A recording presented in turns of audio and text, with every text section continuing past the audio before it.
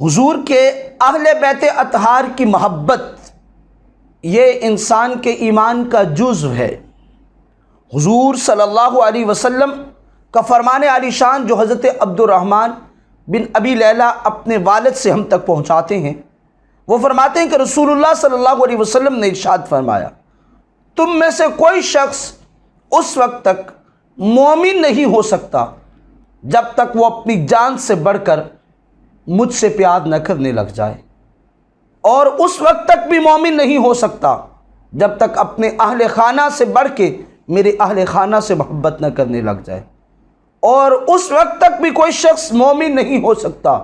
جب تک وہ اپنی اولاد سے بڑھ کے میری اولاد سے محبت نہ کرنے لگے۔ گویا پتہ چلا حضور نے اپنے اہل خانہ کی اور اپنی اولاد کی محبت کو ایمان کا جزو قرار دیا ہے۔ لہٰذا جب تک یہ انسان کے مسلمان کے سینے میں پیوست نہیں ہوگی، اس وقت تک بندہ کامل مومن نہیں بن سکتا۔ حضرت حسن بن علی رضی اللہ تعالی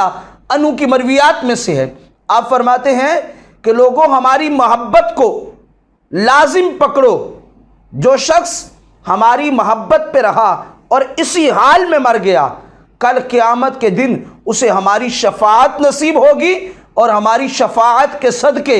اللہ اس بندے کو جنت الفردوس عطا فرمائے گا۔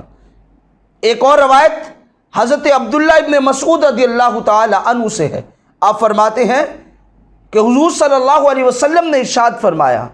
جو میری اہل بیت اطہار کی محبت میں ایک دن گزارتا ہے،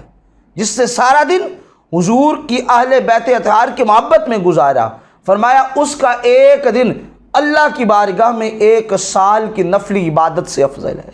گویا پتہ چلا اہل بیت اطہار کی محبت بندے کے لیے دنیا میں بھی فائدہ مند ہے، گویا اس کا ایمان بھی اسی کے سبب وہ تکمیل کی طرف بڑھتا ہے، اور یہی محبت کل قیامت کے دن اہل ایمان کے لیے شفاعت کا بھی سبب بنے گی اور جنت الفردوس میں جانے کا بھی سبب بنے گی۔ لہٰذا اس لیے ہر مسلم کو چاہیے کہ وہ محبت اہل بیت اطہار کا دم بھرے اور اسی میں اپنی زندگی گزارے اور اسی پہ مرنے کی کوشش میں محو ہو جائے۔